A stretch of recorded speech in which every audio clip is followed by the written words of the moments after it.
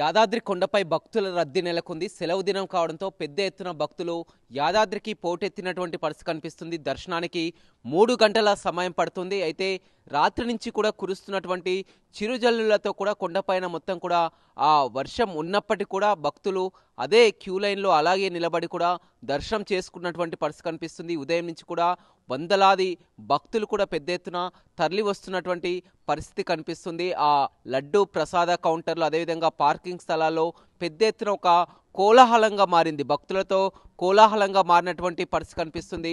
ఆ వాతావరణం కూడా చాలా వరకు కాస్త వర్షం ఉన్నప్పటికీ కూడా ఆహ్లాదకరమైనటువంటి వాతావరణంతో ప్రకృతి రమణీయత కొట్టొచ్చినట్టు కనపడుతుంది. భక్తులు కాస్త అసౌకర్యంగా ఇబ్బంది పడుతున్నప్పటికీ కూడా ఆ భక్తుల దర్శనానికి మాత్రం 3 గంటల సమయం పడుతుంది.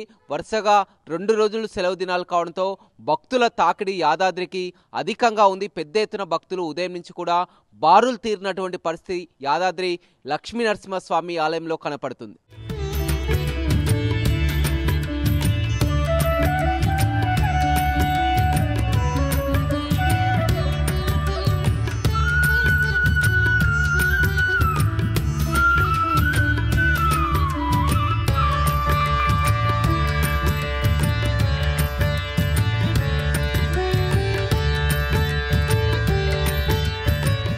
మరిన్ని వీడియోస్ కోసం ఛానల్ ని సబ్స్క్రైబ్ చేయండి. లేటెస్ట్ అప్డేట్స్ కోసం వాట్సాప్ ఛానల్ ని ఫాలో అవ్వండి. ఆ లింక్ డిస్క్రిప్షన్ లో ఉంది.